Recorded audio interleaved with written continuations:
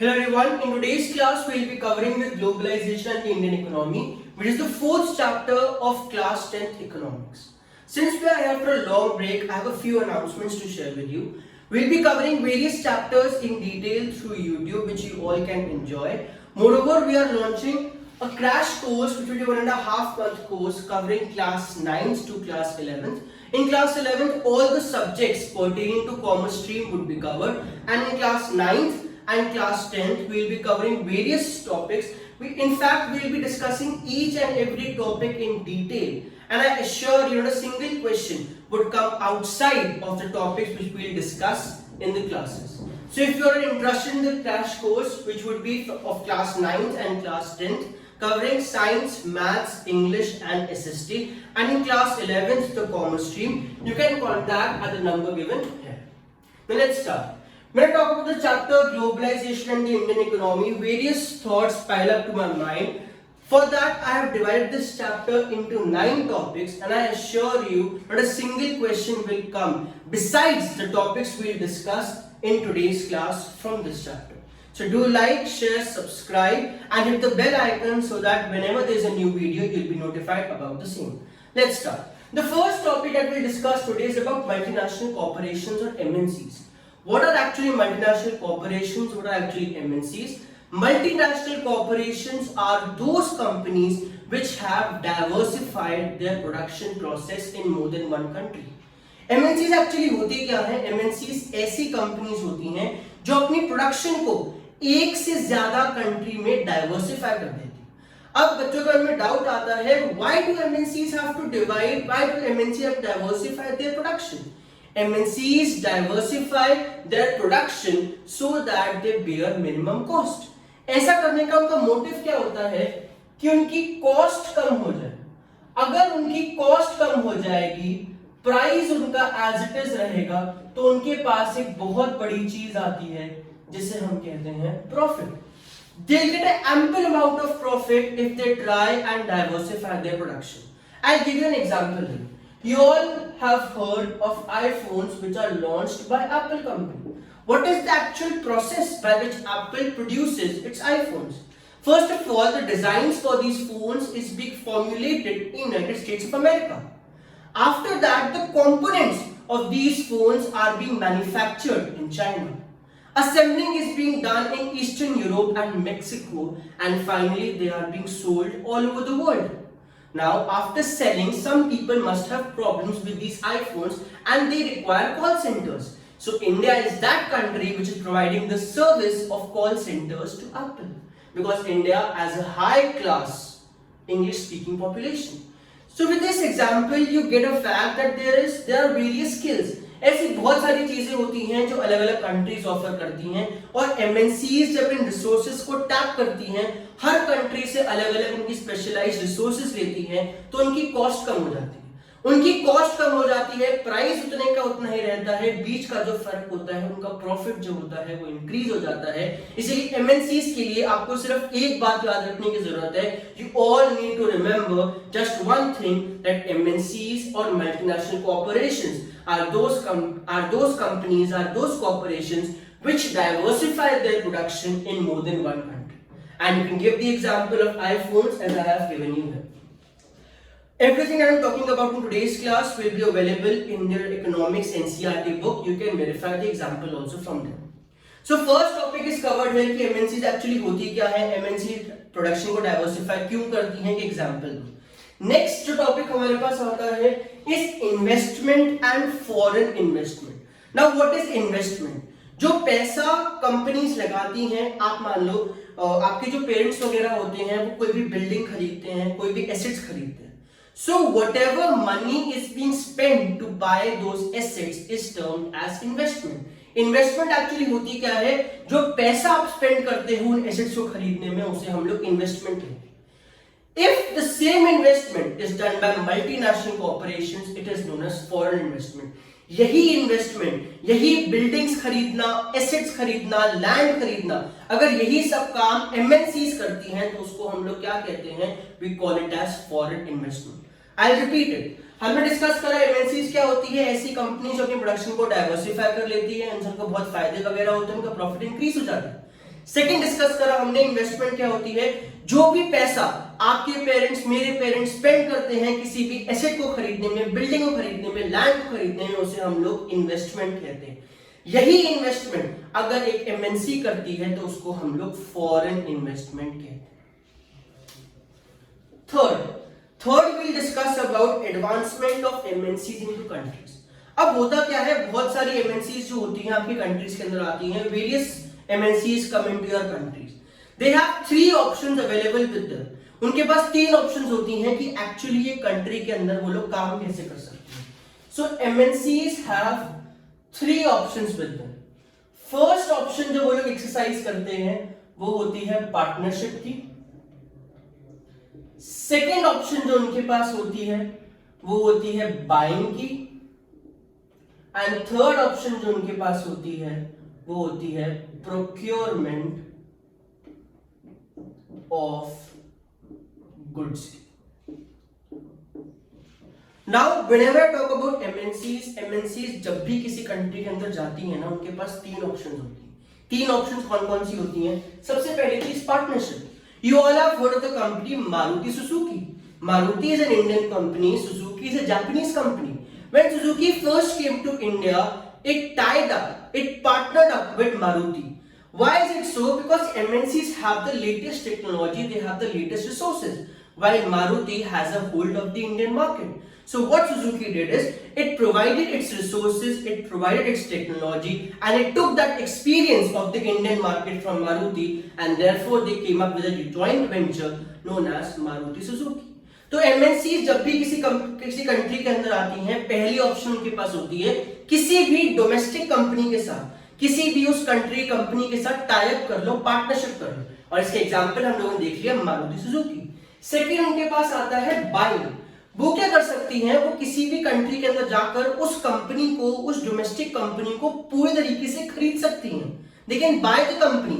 Example, you all must have heard about Kargil foods. Cargill Foods is a leading manufacturer in USA. When this Cargill Foods came to India, it bought an Indian company known as Parak Foods.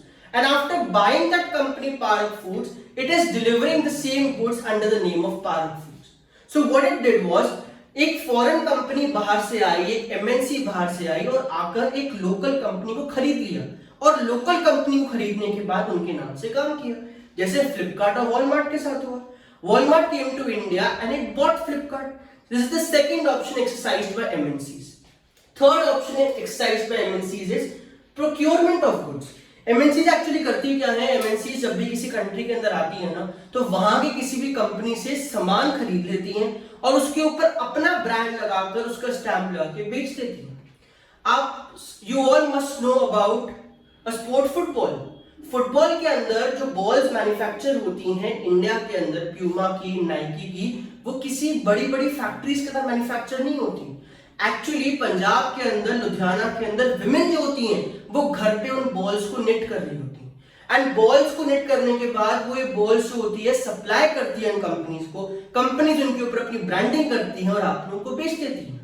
तो third option जो MNCs के पास होती है वो होती है किसी भी लोकल सप्लायर से सामान खरीद लो, और लोकल सप्लायर सामान खरीदने के बाद they sell it of. So we have discussed 3 topics here. What are MNCs? MNCs are multinational corporations which diversify their production in more than one country. With this diversification of production, they increase their profits. Money spent in buying assets, building land is known as investment. If this investment is done by multinational corporations, it is known as foreign investment. Third, advancement of MNCs. Whenever MNCs arrive in a country, they have 3 options available with them. First of all, they can partner up with any domestic company. Example, Maruti Suzuki. Second, they have the option of buying an entire local company. Example, Cargill Foods acquiring Parak Foods. And third we have is procurement of goods, in which we took the example of the women in Ludhiana producing balls, and Nike, Puma, other companies just branding that stuff. Now we are here with the 4th topic, that is foreign trade. What is foreign trade? Trade which is done in between different countries is known as foreign trade. ऐसा trade जो एक से ज्यादा countries के बीच में किया जाता है उसे हम लोग फॉरेन ट्रेड कहते हैं। अब क्वेश्चन पेपर के अंदर कैसे आता है, what are the advantages of foreign trade to buyers, what are the advantages of foreign trade to producers, will discuss it. Buyers को फॉरेन ट्रेड की ये एडवांटेज होती है कि उनकी जो चॉइस होती है वो एक्सपैंड हो जाती है, they have an expanded choice. For example पुराने टाइम पे क्या होता था, सिर्फ इंडियन कंपनीज ही पर्टिकुलर प्रोडक्ट प्रोवाइड करती थी और हो सकता है वो जो प्रोडक्ट है वो अच्छी क्वालिटी का भी ना हो। लेकिन जब 1991 में हमारी गवर्नमेंट ने अलाउ कर दिया कि बाहर से एमएनसीज वगैरह इंडिया में आकर अपना बिजनेस कर सकती हैं, तो कंज्यूमर्स के पास जो चॉइस थी वो बहुत वाइडन हो गई, वो बहुत ज्यादा बढ़ गई। सो फॉरेन ट्रेड के एग्जांपल बायर्स के लिए क्या होता है, कंज्यूमर्स के लिए क्या होता है, उनकी चॉइस जो होती है वो एक्सपैंड हो जाती है, वो वाइडन हो जाती है। सिमिलरली अब सेकंड टॉपिक की बात करते हैं इसी के अंदर कि प्रोड्यूसर्स को क्या एडवांटेज होता है। How is foreign trade advantages to the producers, producers also benefit from foreign trade as it gives them an expanded market. जहां पहले प्रोड्यूसर सिर्फ अपनी खुद की कंट्री के अंदर सामान सप्लाई कर सकते थे, अब उनकी मार्केट इतनी ज्यादा एक्सपैंड हो चुकी है कि वो पूरे वर्ल्ड में कहीं पे भी अपना सामान सप्लाई कर सकते हैं। सो फॉरेन ट्रेड का बायर्स के लिए भी और प्रोड्यूसर्स के लिए भी, दोनों के लिए बहुत एडवांटेजेस है। बायर्स के लिए बायर्स की रीच बढ़ जाती है, बायर्स की वैरायटी बढ़ जाती है, और प्रोड्यूसर्स के लिए उनकी मार्केट जो होती है वो एक्सपैंड हो जाती है। इसी के अंदर in this we have one more topic which is Chinese toys. There is a case study given in your book about Chinese toys. Chinese toys जब इंडिया के अंदर आए तो इंडिया में आके उन्होंने इंडिया की पूरी जो इंडियन टॉयज इंडस्ट्री थी उसको कैप्चर कर लिया। अब केस स्टडीज के अंदर आती है कि कैसे चाइना ने ये काम करा। एक्चुअली हम इंडियंस की कॉस्ट ऑफ प्रोडक्शन इतनी ज्यादा है और चाइनीज की कॉस्ट ऑफ प्रोडक्शन इतनी कम है कि चाइनीज जिस अमाउंट पे अपना सामान बेचते हैं ना, उस अमाउंट पे इंडियन प्रोड्यूसर्स प्रोड्यूस भी नहीं कर सकते। The amount at which Chinese are selling their goods वो इतना कम है as compare to the amount जो इंडियन टॉय मेकर्स को लगता है एक टॉय को मैन्युफैक्चर करने में। इसीलिए वो कभी भी चाइनीज टॉयज का कम्पीट नहीं कर पाए, और इसलिए आज आप पूरे यहाँ पे देखते हो अपनी कंट्री के अंदर कि टॉय इंडस्ट्री के ऊपर कौन मोनोपोली में है, वो हमारे चाइनीज टॉयज है। सो फॉरेन ट्रेड की एडवांटेजेस भी हैं, डिसएडवांटेजेस भी हैं। एडवांटेजेस की ये है कि प्रोड्यूसर्स के लिए उनकी एक मार्केट बहुत एक्सपैंड हो गई और कंज्यूमर्स के लिए उनकी चॉइस बढ़ गई। लेकिन कभी कभी एक डिसएडवांटेजेस भी हो सकता है जब एक पूरी की पूरी इंडस्ट्री ही खत्म हो गई, पूरी इंडस्ट्री ही डिमोलिश हो गई। So with this we have covered 4 topics. The 5th topic which is being presented amongst us is globalization and its factors. What is globalization? हमारे चैप्टर का नाम ही था globalization.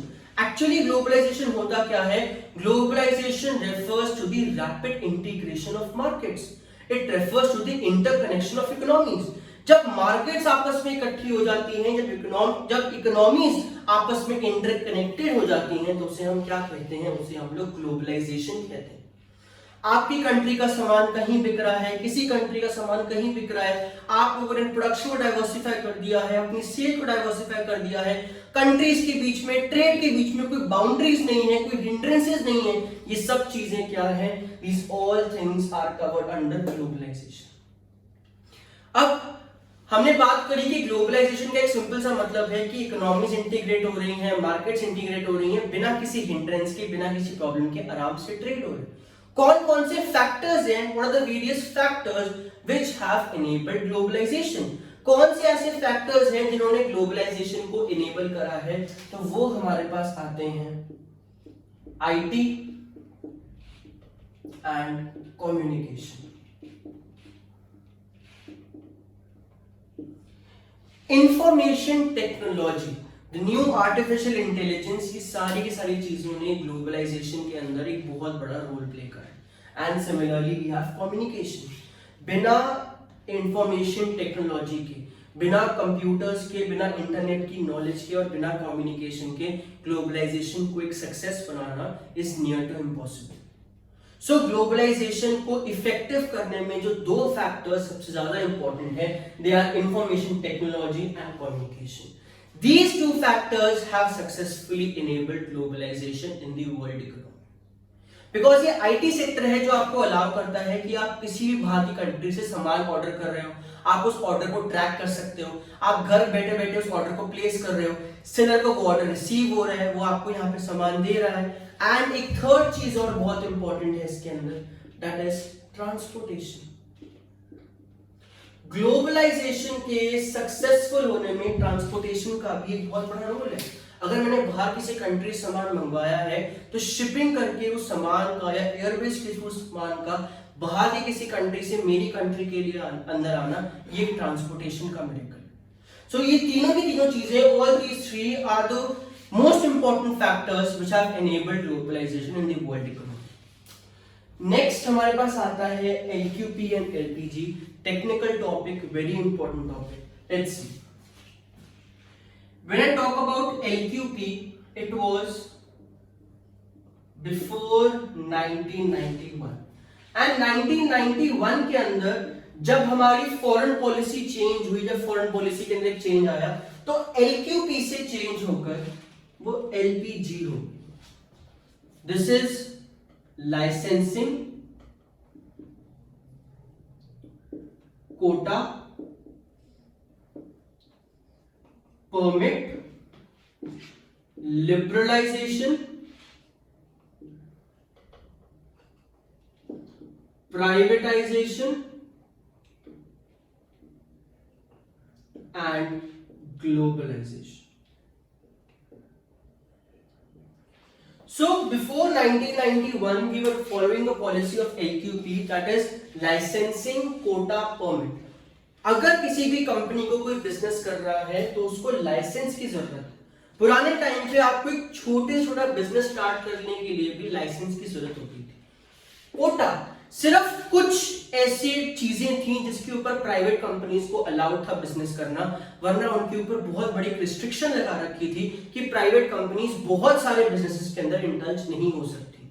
And third is permit. अगर किसी बाहर की कंपनी को India के अंदर आकर ट्रेड करना है तो उसको परमिट की जरूरत है, and this permit was not given often, और ये परमिट बहुत ही एक्सेप्शनल सिचुएशंस के अंदर दिया जाता था। सो 1991 से पहले इंडिया ने अपनी इकोनॉमी को रिस्ट्रिक्ट करके रख रखा था। India had restricted it's economy. क्यों रिस्ट्रिक्ट कर रखा था? बिकॉज आप सबको ये बात पता है, जब ब्रिटिशर्स इंडिया के अंदर आए, when Britishers came into India, तो इंडिया में आने के बाद भी वो इंडिया के अंदर एक ट्रेड कंपनी बन के आए थे। When Britishers came into India, they came in as East India Company, as a trade company. तो इंडियंस को अभी भी कहीं ना कहीं डर था कि अगर वो बाहर किसी भी कंट्री के साथ ट्रेड करते हैं तो फिर से वो सिचुएशन ना हो जाए कोई और बाहर की कंट्री आकर इंडिया को रूल करना शुरू कर दे।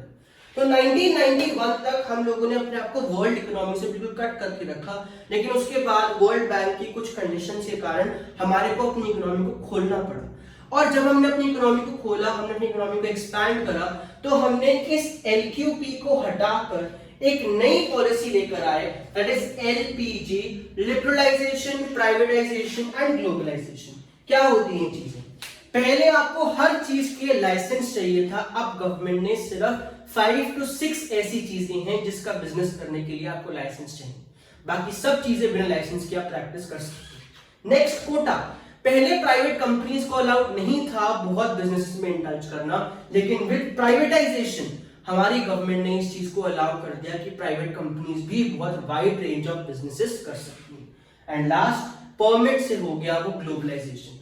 Earlier, when companies needs to come in our country, they had to take a permit which was not given often. But with globalization, हमने इन लॉस को भी रिलैक्स कर दिया कि बाहर की कंपनीज इंडिया के अंदर आके आराम से ट्रेड कर सकती हैं। सो ये हमारा टॉपिक था एलक्यूपी और एलपीजी का, कि 1991 से हम क्या पॉलिसी पहले फॉलो करते थे और 1991 के बाद हमने अपनी पॉलिसी को कैसे चेंज करा from LQP to LPG. Next we have amongst us WTO or the World Trade Organization. WTO or the World Trade Organization is an organization which sees that international trade is being done correctly and fulfillingly. जो भी international trade हो रहा है वो बिना किसी hindrance के होना चाहिए, बिना किसी रुकावट के होना चाहिए। International trade must be fully liberalized and should be without any foreign interference. Government का फॉरेन ट्रेड के अंदर कोई इंटरफेरेंस नहीं होना चाहिए। ये काम कौन करता है इंश्योर करना? हमारा WTO करता है, वर्ल्ड ट्रेड ऑर्गेनाइजेशन, जो इंश्योर करता है जो भी ट्रेड हो रहा है वो आराम से हो, लिबरलाइज तरीके से और गवर्नमेंट इसके अंदर इंटरफेयर ना करे। लेकिन क्वेश्चन पेपर के अंदर आता है, is WTO really a free and fair organisation? I repeat the question, is WTO really a free and fair organisation? WTO is not a free and fair organization because of its discriminatory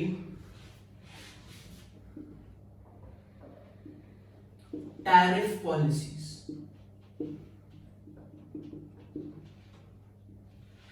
I'll explain this. I'll give you an example. India and USA दोनों countries के अंदर cotton को produce किया जाता है। WTO ने USA को allow कर रखा है, यूएस गवर्नमेंट को अलाउ कर रखा है कि वो अपने कॉटन फार्मर्स को सब्सिडी दे, लेकिन इंडिया के ऊपर सैंक्शन लगा रखा है, रिस्ट्रिक्शन लगा रखा है कि इंडियन गवर्नमेंट है वो अपने कॉटन फार्मर्स को सब्सिडी नहीं दे सकती। It can not give a subsidy. अब प्रॉब्लम आती है, अब क्वेश्चन आता है दिमाग में, सब्सिडी देने से फर्क क्या पड़ता है? When US government is providing a subsidy to its farmers, to its cotton farmers, their cost of production reduces. और अगर उनकी कॉस्ट ऑफ प्रोडक्शन कम हो जाएगी, प्राइस उतने का उतना ही रखेंगे, तो उनका प्रॉफिट बढ़ जाएगा। लेकिन अगर यही सब्सिडी इंडियन फार्मर्स को देने के लिए WTO ने मना कर रखा है, तो इंडियन फार्मर्स की कॉस्ट ऑफ प्रोडक्शन ज्यादा होगी। क्योंकि इंडियन फार्मर्स की कॉस्ट ऑफ प्रोडक्शन ज्यादा होगी, वो अपने प्राइस को बढ़ाएंगे, तो फॉरेन ट्रेड के अंदर वो सर्वाइव नहीं कर पाएंगे और ऑल ओवर द वर्ल्ड जो भी लोग हैं वो यूएस कॉटन को खरीदेंगे। तो WTO की डिस्क्रिमिनेटरी टैरिफ पॉलिसीज की वजह से हम कहते हैं it is not a free and fair organisation. All the topics I am discussing with you, ये सारे के सारे टॉपिक्स आपकी बुक में लिखे हुए हैं। माइंडेड एनसीईआरटी से बाहर एक भी क्वेश्चन पेपर के अंदर नहीं आता है। जितना हो सके अपनी बुक से रीडिंग करो, थोड़ा रीडिंग करो, किसी गाइड से लर्न करने की आपको कोई जरूरत नहीं। अपनी बुक से पढ़ो, बिकॉज उस बुक से बाहर कुछ भी नहीं आने वाला आपके पेपर के अंदर। So we have covered 7 topics till now. The 8th and the 9th topic, both very easy topics. Impact of globalization in India. बाहर से जब कंपनीज इंडिया के अंदर आई तो इंडिया के अंदर क्या इम्पैक्ट हुआ? First of all, various companies came into India and they invested in India. बहुत सारी कंपनीज जो थी वो इंडिया से बाहर से इंडिया के अंदर आई और यहाँ पर आकर उन लोगों ने इंडिया के अंदर इन्वेस्ट करा, तो इंडिया में investment increase, which is a very good point of globalisation. Second, जो हमारे कंज्यूमर्स वगैरह हैं उनकी चॉइस बढ़ी, जो हमारे प्रोड्यूसर्स हैं उनके लिए मार्केट एक्सपैंड हुई, उनकी रीच एक्सपैंड हुई, तो बाहर कंट्रीज के अंदर बेच सकते हैं। And in this process of globalisation several Indian companies have also transformed into MNCs. Tata, Ranbaxy, these all are companies जो पहले सिर्फ एक इंडियन कंपनी थी लेकिन आज एमएनसी बन चुकी है। तो इस ग्लोबलाइजेशन का इंडिया के ऊपर एक अच्छा इंपैक्ट पड़ा। इसी के अंदर मैं एक टर्म भी आपको डिस्कस कर लेता हूं, जिसे हम कहते हैं SEZs और स्पेशल इकोनॉमिक जोन्स। हमारी कंट्री के अंदर गवर्नमेंट ने बहुत सारी SEZs खोली हैं, स्पेशल इकोनॉमिक जोन्स खोली हैं, जहां पर लेबर वगैरह चीप में इन फॉरेन कंपनीज को सप्लाई करी जाती है ताकि वो इंडिया के अंदर आए और इंडिया में आकर ट्रेड करें। सो ग्लोबलाइजेशन का इंपैक्ट बहुत अच्छा हुआ है इंडिया के ऊपर। प्रोड्यूसर्स की रीच बढ़ गई है, बायर्स के पास वैरायटी बढ़ चुकी है। इसके अलावा बहुत सारी कंपनी जब इंडिया के अंदर आई तो इंडिया में उन्होंने इन्वेस्टमेंट करी and various Indian companies have transformed themselves into MNCs. Next, struggle for fair globalisation. ये सब चीजें होने के बाद भी एक क्वेश्चन आता है दिमाग के अंदर, क्या ये ग्लोबलाइजेशन फ्री एंड फेयर तरीके से कैरी आउट हो रही है या नहीं हो रही? तो इसके लिए समझना हमारे को जरूरी है कि हमारी गवर्नमेंट को स्ट्रिक्टर लेबर लॉज बनाने चाहिए। चाहे बाहर की कंपनीज को इंडिया में लाने के लिए, उनको ल्यूर करने के लिए आप लोग जो है वो लेबर की चार्जेस वगैरह कम कर दो, लेकिन गवर्नमेंट को फिर लेबर को कुछ चीजें, कुछ अमाउंट प्रोवाइड भी करना चाहिए। बिकॉज अगर SEZs में लेबर से काम करवाया जाएगा कम रेट्स के ऊपर, बिना अप्रोप्रिएट वर्किंग कंडीशंस के या हेल्थ केयर वगैरह के, तो ये उन वर्कर्स के लिए, उस लेबर के लिए बहुत हार्मफुल होगा। तो पहली चीज जो हमारे को इंश्योर करनी है वो है कि इंडिया के अंदर स्ट्रिक्टर लेबर लॉज हो, ताकि जो वर्कर्स हैं, जो लेबर है, वो आराम से काम वगैरह अपना कर सके। सेकेंड, एक बारी हमारे यहाँ पे स्ट्रिक्टर लेबर लॉज आ गई, हमारे को WTO की पॉलिसीज को भी रिवाइज करने की जरूरत है। WTO की जो पॉलिसी जो हमने पढ़ी थी डिस्क्रिमिनेटरी टैरिफ पॉलिसीज, इसको भी हटाने की जरूरत है। और हमारे को ऐसे लॉज इंश्योर करने चाहिए ताकि जो भी कंपनी इंडिया के अंदर आए वो इंडिया की अपनी कंपनीज को या इंडिया के लोगों को, उसकी लेबर को, उसकी एम्प्लॉइज को एक्सप्लॉइट ना करे। So with globalization there come various hindrances, but we have to make sure that we have a free and fair globalization. हमारे यहाँ stricter labor laws होने चाहिए, Indian employees की protection होनी चाहिए, WTO की policies को हमारे को review करना चाहिए. So with these 9 topics we have covered the entire chapter of globalization in Indian economy. In 2 minutes we just revise what all we have studied. हमने डिस्कस करा MNCs के बारे में. MNCs those companies which diversify their production and profit increases.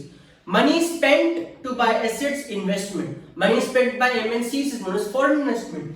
Similarly MNCs India के अंदर किसी भी country में आती हैं, 3 ऑप्शंस होती हैं. या तो हमारी कंपनी को खरीद लो, पार्टनरशिप कर लो, रॉ मटेरियल प्रोक्योर कर लो.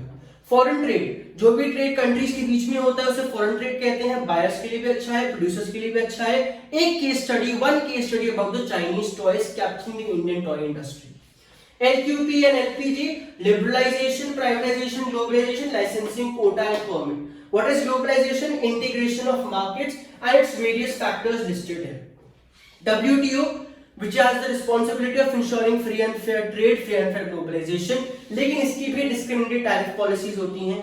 USA and India cotton farmers case study. Globalisation का इंडिया पे क्या इम्पैक्ट पड़ा, और ग्लोबलाइजेशन के साथ with globalization various hindrances that have been presented before us, our government should resolve those hindrances. With this we have completed the entire chapter. If you like the video, अगर आपको ये सब कुछ समझ आता है, so please drop your valuable comments in the comment box and like the video so that YouTube का जो एल्गोरिथम है वो इसको और लोगों के साथ शेयर करता है. Thanks a lot.